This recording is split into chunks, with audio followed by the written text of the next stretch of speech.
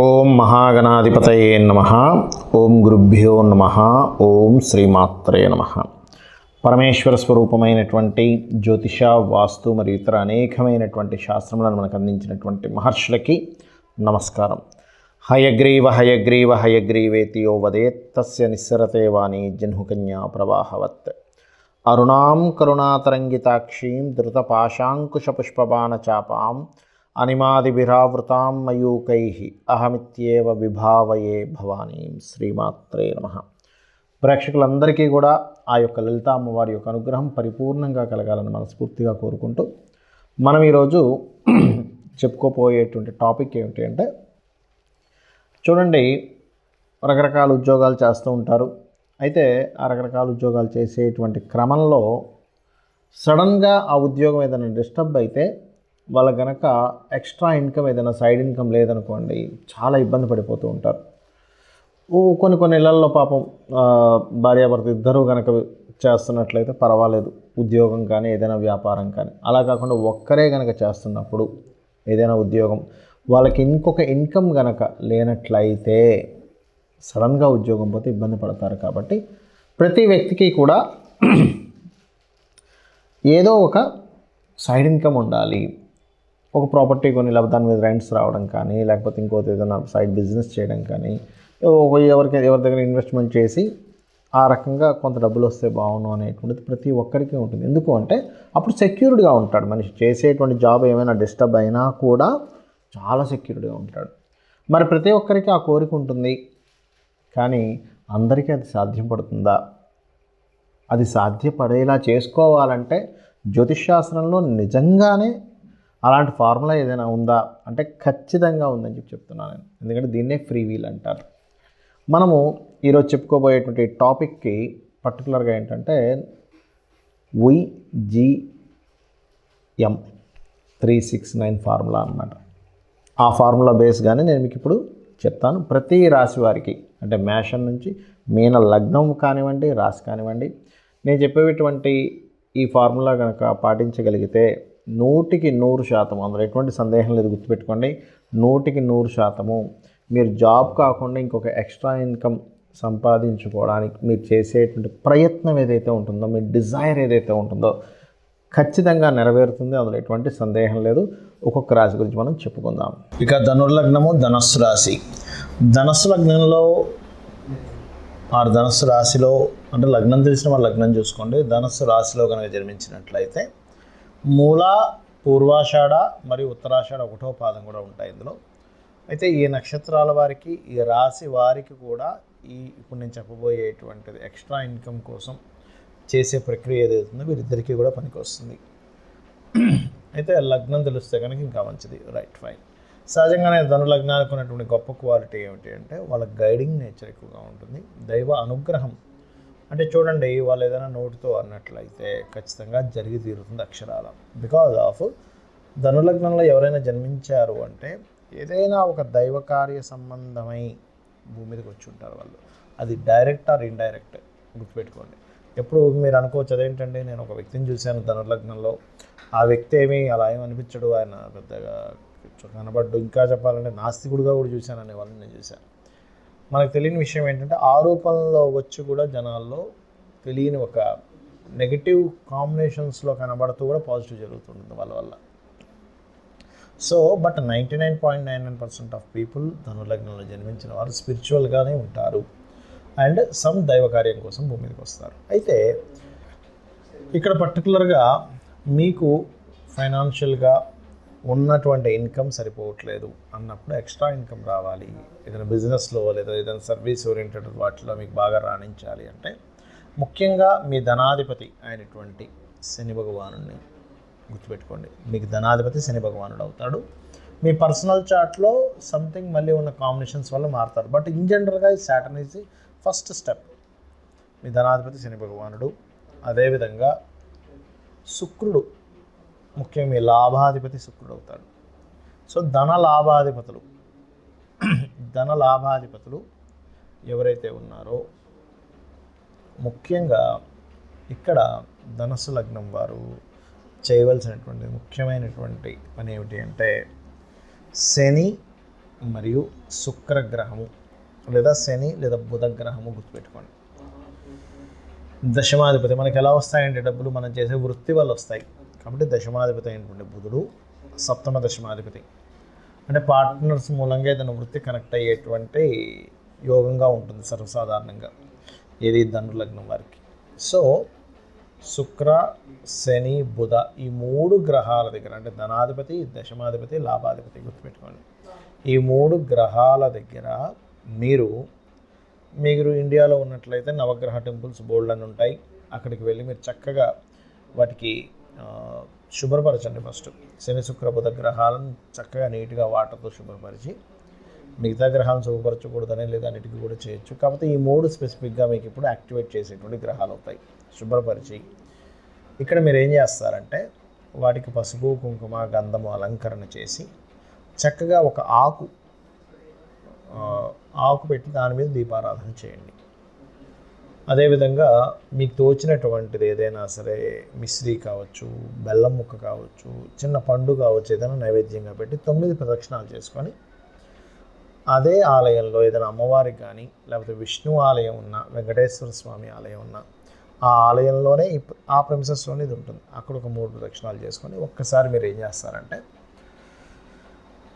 ఓం నమో నారాయణాయ అనేటువంటి నామస్మరణ గుర్తుపెట్టుకోండి. ఓం నమో నారాయణాయ, ఓం నమో వెంకటేశాయ అనేటువంటి నామస్మరణ చేస్తూ కూర్చొని ఒక్క 20 నిమిషాలు లేదా 15 నిమిషాలైనా సరే కనీసం మీ శ్వాసని తీసుకుంటూ, ఎందుకంటే శ్వాసని అలా తీసుకుంటూ ఆ మంత్రంతో చేయాలి. ఇప్పుడు కూడా సాధన శ్వాసను తీసుకుంటూలాగా శ్వాసని ఈ నుదుటి భాగానికి మీరు కాన్సన్ట్రేషన్ చేయండి. అలా కాన్సన్ట్రేషన్ చేస్తూ శ్వాసను లాగుతూ ఈ 2 నామాలు చేస్తూ ఉండండి.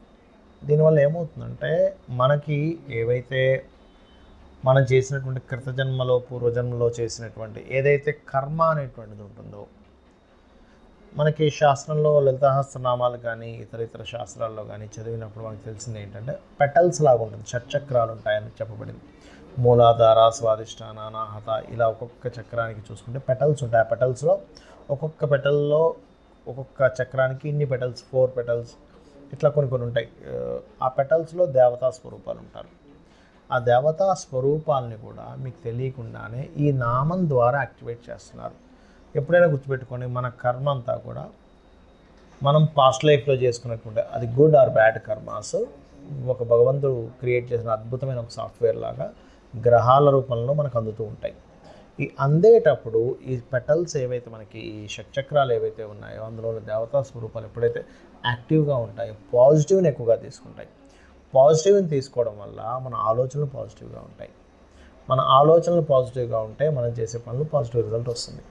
నెగిటివ్గా ఉన్నాయి ఆలోచిస్తున్నాయి, అయ్యో ఇది పోతుంది అది పోతుంది అంతా లాస్ అయిపోతుంది, లేకపోతే నేను ఏం చేస్తున్నా కలిసి రావట్లేదు, ఇదే తిరుగుతుంది అనుకోండి, అదే ఫామ్ అవుతుంది. గుర్తుపెట్టుకోండి, మనం ఏది అనుకుంటే అది గొప్పగా ఫామ్ అవుతుంది.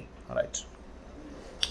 అలాగే మరొక విషయం ఏంటంటే చాలామందికి ఇండియాలో ఉండరు, వేరే దేశాల్లో ఉంటారు. అలాంటప్పుడు ఏం చేయాలి, మీ గృహంలోనే చక్కగా 2 పసుపు ముద్దలు, అందులో ఒకటి శని ఒకటి బుధుడు అనుకోండి, లేదా 3 కూడా పెట్టుకోవచ్చు. శని బుధ శుక్ర కూడా చేసుకోవచ్చు. అలా చేసుకొని దానికే మనం నవగ్రహాలకు ఏదైతే ప్రక్రియ చేశామో సేమ్ యాజ్ ఇట్ ఈజ్ ప్రక్రియ ఇక్కడ ఇంట్లో మీరు చేసుకొని చక్కగా వాడికి నైవేద్యం పెట్టి ప్రదక్షిణం చేసుకొని అది మీరు బుధవారం శనివారం శుక్రవారం ఈ 3 రోజులు ఎప్పుడైనా చేసుకోవచ్చు, లేదా 3 రోజులు కూడా చేసుకోవచ్చు. చేసుకొని అది అయిపోయిన తర్వాత ఆ సాయంత్రము నెక్స్ట్ డేను దాన్ని తీసేసి చక్కగా దాని పసుపు ముద్దని ఒంటికి మామూలుగా పసుపు రాసుకొని స్నానం చేసే వాళ్ళు ఉంటారు, లేదా అలవాటు లేని వారు ఆ యొక్క పసుపు ముద్దని మొక్కల్లో వేయచ్చు. చక్కగా మీ ఇంట్లో మొక్కల్లో వేయచ్చు, బయట ఎక్కడైనా కూడా వేయచ్చు, నో ప్రాబ్లం.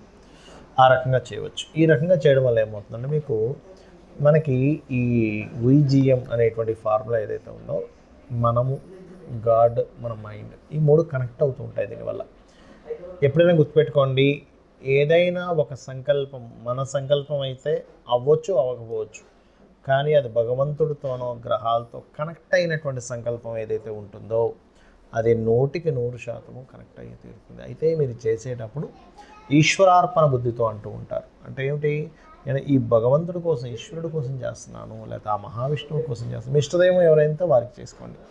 అలా ఏమవుతుందంటే మనకి శాస్త్రాల్లో చెప్పబడింది ఏంటంటే మన ఇష్టదైవానికి ఎవరికైతే మనం సమర్పిస్తామో అది మళ్ళా అమ్మవారికో లేకపోతే నారాయణుడికో చేరుతుందని చెప్పబడుతుంది. సో ఆ రకంగా చేయండి. చేసి ముఖ్యంగా ఇంట్లో గృహంలో కూడా ఉత్తరము, పడమర, ఆగ్నేయ దిశల్లో ఎటువంటి దోషం లేకుండా చూసుకుని కొత్త అవకాశాలు రావడానికి ఉత్తరం మనం ఎన్నో అనుకుంటాం, కానీ అవకాశం రాదు. చాలామందికి అంటుంటారు, చూసారు బా నాకు అవకాశం రాలేదండి, వచ్చుంటే నేను చేసేవాడిని అంటూ ఉంటారు. అదేవిధంగా ఆగ్నేయం, ఫైనాన్స్ యాక్టివ్ అవ్వాలి, ఫైనాన్స్ స్టార్ట్ అవ్వాలి, అసలు అగ్ని. అందుకే చూడండి, అగ్నిని పూజిస్తే ధనం వస్తుందని చెప్తూ ఉంటారు, కాబట్టి అగ్ని. అదేవిధంగా పడమర దిశ, ఎప్పుడైతే మనకి పడమర దిశ ఉందో ఆ పడమర దిశ ఏదైతే ఉందో అది పక్కాగా మీకు ఇచ్చేటువంటి రిజల్ట్ ఏదైతే ఉంటుందో లాభాలు ఇస్తుంది. కాబట్టి ఈ 3 దిశలు మెయిన్గా ఇంట్లో ముఖ్యంగా చూసుకోవాలి. వేరే దిశలు చూసుకోకూడదని కాదు, 16 దిశలు ఒక్కొక్క దిశ ఒక్కొక్క ఫలితం ఇస్తుంది వాస్తుశాస్త్ర పరిచర్య. కాకపోతే ఉత్తరే నిధి సంస్థితం అని చెప్పారు, కాబట్టి ఉత్తరం వైపు నిధులు పెట్టుకోవాలి, లాకర్ పెట్టుకోవాలి, వైట్ కలర్ ఉండాలి, స్పేస్ ఎలిమెంట్ ఎక్కువగా ఉండాలి. వైట్ కలర్ అంటే స్పేస్ ఎలిమెంట్. ఈ యొక్క జాగ్రత్తలు తీసుకుంటే ఈ రెమెడీ చేసుకోండి, ఖచ్చితంగా అమ్మవారి అనుగ్రహంతో మీకు మంచి ఫలితాలు వస్తాయి. మీరు చేస్తున్నటువంటి సాధన పూర్తి స్థాయిలో మీకు ఫలించాలంటే కొన్ని స్టెప్స్ పాటించాలి. అది ఆఖరిలో చెప్తాను అన్న, అదేంటో ఇప్పుడు నేను మీకు చెప్తాను. పాయింట్ నెంబర్ 1 గుర్తుపెట్టుకోండి. ఇప్పుడు చెప్పిన సాధన రెగ్యులర్గా చేయండి, రోజు చేయండి. రోజు ఎలా చేస్తారు? హ్యాపీగా చేయండి, హ్యాపీ మూడ్ని తెచ్చుకొని చేయండి. అబ్బా ఏదో చేస్తున్నావు, చెప్పాడు ఫలిస్తుంది, కానీ అబ్బా ఏమిటి రోజు ఈ పని అనుకునే మూడ్లో చేయకండి. ఎందుకంటే మనము ఏ మూడ్లో చేస్తామో ఏ పనైనా కానీ దాని రిజల్ట్ కూడా ప్రకృతి అలాగే ఇస్తుంది, గుర్తుపెట్టుకోండి. Happy mood. అసలు ఈ భగవంతుడు మనకి మానవ జన్మనివ్వడం, మనం ఈ మానవ జన్మగా పుట్టడం చాలా గొప్ప విషయం. ఎంజాయ్ ఇట్ అన్నట్టుగా చేయండి, ఖచ్చితంగా పనిచేస్తుంది. అలాగే మరొకటి ఏంటంటే, మీకు ఇప్పుడు ఈ ప్రక్రియ వల్ల 100% మీకు సక్సెస్ వస్తుందండి, అందులో ఎటువంటి డౌట్ లేదు, గుర్తుపెట్టుకోండి. 100% వస్తుంది, వచ్చి తీరుతుంది.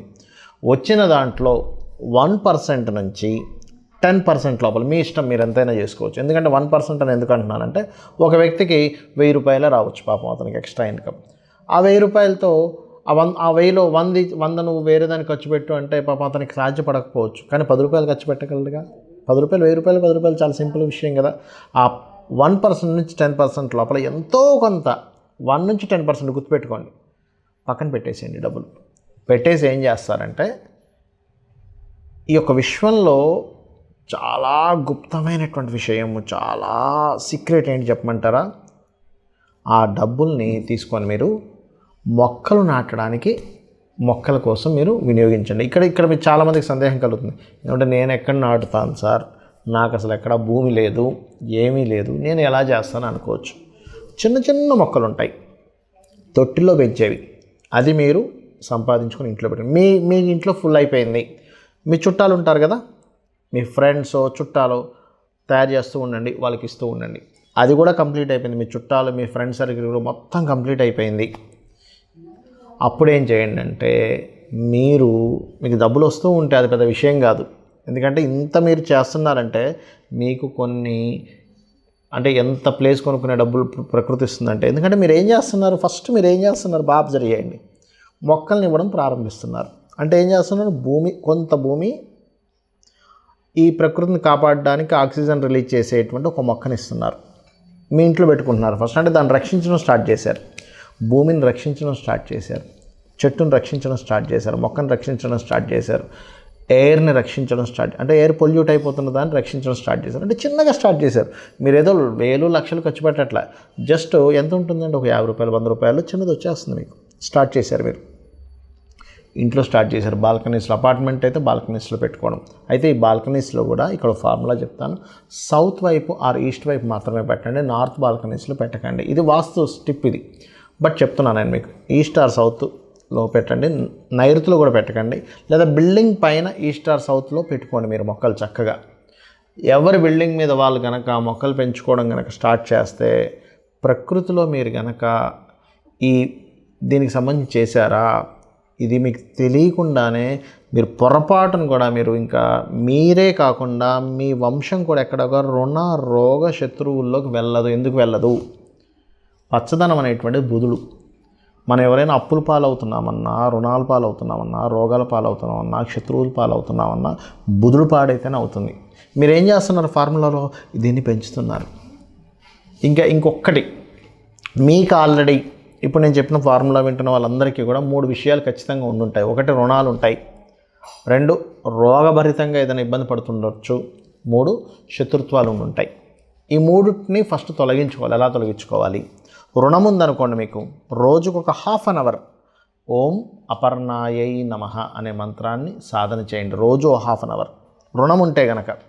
లేదండి నాకు రోగం ఉందండి, ఓం సర్వవ్యాధి ప్రశమని సర్వమృత్యు నివారణి అగ్రగణ్య అచింత్య రూప కలికల్మషనాశిని చేయండి. లేదంటే నాకు శత్రువులు ఉన్నాయి, మా ఇంట్లో వాళ్ళతో శత్రుత్వం, బయట వాళ్ళతో శత్రుత్వం, కోర్టు కేసు ఉంది, అది ఉంది, ఇది ఉంది, దీంట్లో నేను ఈ సాధన చేయాలి. ఎందుకు చెప్తున్నానంటే ఫస్ట్ ఈ సాధన చేసేటప్పుడు ఇవి తొలగితే కానీ, అంటే ఈ కర్మలు తొలగితే కానీ మీ సాధన ముందుకు వెళ్ళదు, గుర్తుపెట్టుకోండి. మరి శత్రుత్వాలు ఉన్నాయి, ఏం చేయాలి? ఓం నమో నారాయణాయ, ఓం కుమారస్వామియే నమః, లేదా ఓం కార్తికేయ స్వామియే నమః అని ఒక ½ అన్ అవర్ చేసుకుంటూ ఆ శత్రువుని ఎలా ఫీల్ అవుతారంటే, వాడు నాకు శత్రువు కాదు, వాడు నాకు మిత్రుడు అని ఫీల్ అవ్వండి.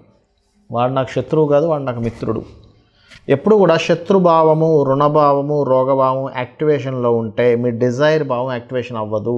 ఇది ఆస్ట్రాలజీ ఫార్ములా. ఇవి చేయండి, 100% మీరు ఐశ్వర్యవంతులు అవుతారు. ఐశ్వర్యం అంటే అన్నీ ఉండడం మనిషికి. శ్రీమాత్రే నమః.